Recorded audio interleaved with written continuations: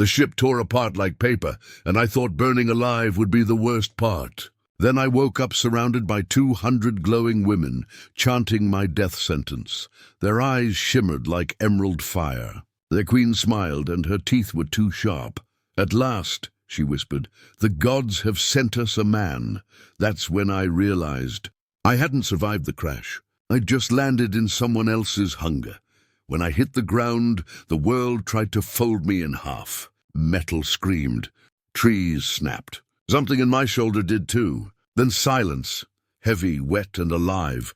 My helmet HUD flickered once before dying, leaving me with nothing but the taste of blood and smoke. The escape pod was a coffin half buried in glowing moss. My oxygen gauge blinked red. I laughed. Perfect. Stranded on a disco ball planet. Outside, the air hit like soup, thick, humid, sweet with alien pollen. The sky was green, not pastel green like Earth spring, green like acid and jungle mixed with a fever dream. Everything pulsed faintly, as if the forest was breathing. I remembered the manual. Stay near the crash site. Signal rescue. Then I remembered the fireball that used to be my ship. Rescue wasn't coming.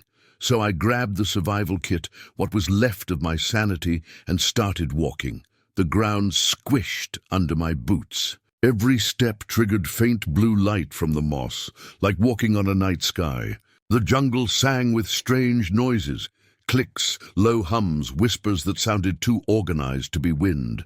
That's when I heard the drums. Slow, steady, tribal, coming from somewhere deep in the forest. Every thud vibrated through my ribs. I told myself to ignore it. My legs didn't listen. Through the foliage, light flickered, firelight impossible in a world that glowed on its own. I crouched low, peering through a curtain of vines. They were dancing, not human, too tall, too graceful. Skin green like polished jade, covered in swirling gold tattoos that pulsed to the beat. Hundreds of them, all female. Eyes luminous, hair like silver threads catching the firelight, and then I saw her, the one they circled. A throne made of pearl, antlers of crystal, gaze sharp enough to cut steel. Their queen. I should have backed away. I didn't. Curiosity has killed more humans than bullets ever did. A branch cracked under my boot. Every head turned toward me. Hundreds of glowing eyes locked on. The drums stopped. The jungle itself held its breath. I raised both hands slowly. Hello?" The queen stood, voice low and clear. "The gods have answered. The last man has come." And just like that, survival became the least of my problems. They didn't kill me right away. That was the first good news of the day. The bad news was everything else. The women, if that's what they were, closed in, silent and fluid, their gold-marked skin shimmering under the firelight. One touched my sleeve, curious, like she'd never seen fabric before. Another sniffed my arm. I stood there, too stunned to move, trying to remember if the manual covered being adopted by glowing Amazons. Spoiler, it didn't. Their queen raised a hand, and the crowd parted. Up close, she was terrifyingly beautiful, grace sculpted into danger. Her eyes glowed molten gold. When she spoke, her voice wasn't sound. It was vibration. "He breathes," she said, almost reverently. The prophecy was true. I wanted to say something witty, like, "Yeah, still breathing, thanks for noticing." But all that came out was, "I come in peace."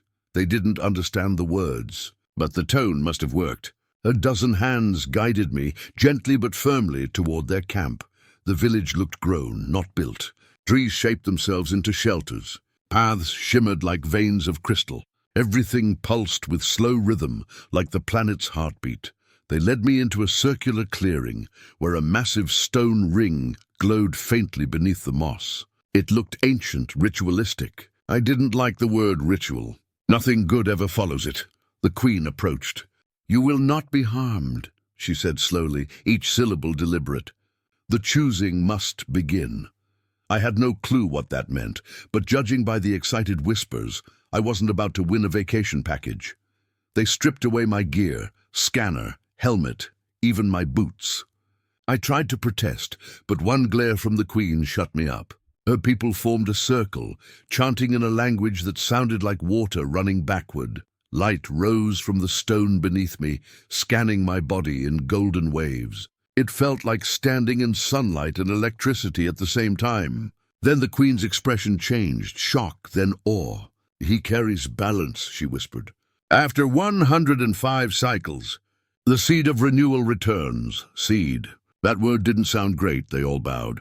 I just stood there, barefoot, half-naked, glowing slightly, thinking, fantastic. Crashed a ship, started a religion. Mum would be proud. The next morning started with sunlight that wasn't really sunlight. It pulsed. The sky here changed color like mood lighting. I woke on a platform of woven vines, alive enough to breathe under me, comforting in the worst possible way. The Queen, Vera, I'd learned, stood nearby watching me like a scientist watches a lab rat that learned to speak. "You rest," she said. "Your body, different." "Yeah," I muttered. "That's what my ex said too." She tilted her head, confused. But a tiny smile cracked her calm. Progress. They'd given me food, something between fruit and jellyfish, glowing faintly blue. I ate it because starving felt worse than glowing. Around us, the village buzzed with quiet purpose. Some watched me like a curiosity, others like a threat. Vera sat beside me, her skin shimmering with faint gold circuits. "Our people fade," she said. "No sons, no balance. We live half." Her voice wasn't begging, it was tired. Centuries tired. I didn't know what to say. I'd seen dying cities, refugee worlds, but this, a civilization crumbling because nature forgot how to split the bill evenly between X and Y chromosomes. That hit different. "What happens now?" I asked. She studied me a moment too long. "We test the breath," I frowned. "Test like medical or sacrificial?" Her smile didn't help. "Both." They brought out a crystal tube shaped like a spiral shell. It hummed softly in her hands. She explained that it connected two life forces, balanced energy, memory, basically alien CPR mixed with soul therapy. "Great," I said. "What's the failure rate?" She blinked. "If you die, I will know it worked." Comforting. She pressed one end to my lips, the other to hers. The crystal warmed. My heartbeat doubled, then matched hers. Suddenly I saw flashes, her childhood under twin suns, battles, centuries of loss. Then her seeing me, falling from the sky, her hope reignited. My mind burned with light. When it faded, I could hear her thoughts whisper at the edge of mine. "You are linked now," she said inside my head. "You carry me?" I opened my eyes, breath shaking. "Vera, what did you do?" She looked almost human when she answered. "Saved my world. Or doomed yours." By the time night fell, I wasn't just a guest anymore, I was evidence. The tribe gathered under their 3 moons, every one of them glowing with expectation and fear. Vera stood beside me, regal and unreadable. Across the fire pit, the high priestess Thalin stepped forward, her tattoos burning red instead of gold. Never a good sign. "The Queen broke sacred law," Thalin said, her voice sharp as glass. "She bonded with the outsider," the crowd murmured. Eyes flicked between us. I could feel Vera's heartbeat through the link in my chest, fast, defiant. "He carries balance," Vera said louder. "He is proof the gods have not forsaken us." Thalin's smile was pure venom. "Then let the gods decide." Trial by fire. 2 warriors dragged me forward. I tried to argue, hey, maybe a less flammable trial. But nobody was laughing. The ground shimmered as symbols ignited around the circle. Ancient runes pulsing heat. The jungle itself seemed to lean in to watch. They handed me a staff carved from crystal. Across from me, Thalin held twin blades that hissed with energy. I was a pilot, not a gladiator, but instincts don't care about job titles. I dropped into a stance I'd learned on a battlefield long before space travel was a thing. She struck first, fast, elegant, inhuman. Sparks lit the air. I blocked, stumbled, rolled. The crowd roared approval, though I wasn't sure for whom. The bond flared inside me. I felt Vera's voice in my mind. Left, strike low. I moved before thinking. My staff caught Thalin's wrist. Her blade spun away. She hissed, more animal than priestess, but the ritual demanded blood, not victory. The runes around us flared brighter, feeding on the fight itself. Flames licked the air. My lungs burned. Thalin lunged again, too close this time. I twisted, grabbed the vial of ignition gel from my suit and smashed it into the ground. Fire exploded upward, forcing her back. When the smoke cleared, she was on her knees. "He is not balance," she spat. "He is contamination." Vera stepped forward, eyes blazing gold. "No," she said, voice echoing like thunder. "He is change," and the ground beneath us cracked open, swallowing the old world whole. When the ground finally stopped shaking, half the temple was gone. The flames had eaten the old symbols, and the jungle was silent for the first time since I'd crashed. Smoke curled into the alien sky, turning the moons into bruised halos. I coughed, half blind, half alive. Vera knelt beside me, her hands glowing faint gold as she pressed them to my chest. Her energy thrummed through the link like a second heartbeat. "It's done," she whispered. "The gods have seen," I laughed weakly. "If they're watching, they owe me a drink." Around us, the women stared, torn between awe and fear. The runes that had marked the trial now flickered with a new color, white and gold intertwined. Where the earth had cracked, vines sprouted, blooming in seconds. Life reborn out of fire. Thalin stood at the edge of the ruin, burned but unbowed. "You've doomed us," she rasped. "No," Vera answered. "We've freed ourselves." She turned to the tribe, voice strong again. "The old ways demanded sacrifice. The new path demands courage."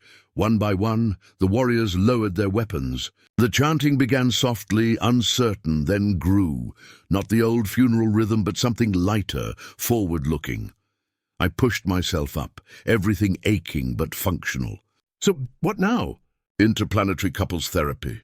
Vera smiled, small, tired, real. "Now we build." Weeks blurred into months. The crash site became the heart of a new settlement. My knowledge of structure and systems mixed with their living technology.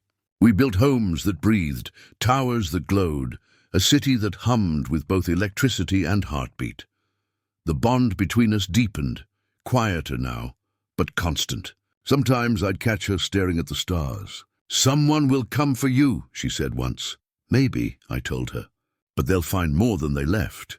And then, one evening under the twin moons, she took my hand and placed it on her stomach, where faint light pulsed beneath her skin. My throat closed. "Life," she said simply. I had no words. The jungle did the talking, leaves rustling, rivers singing, the planet itself exhaling. I looked at her, at the world we'd somehow saved, and smiled.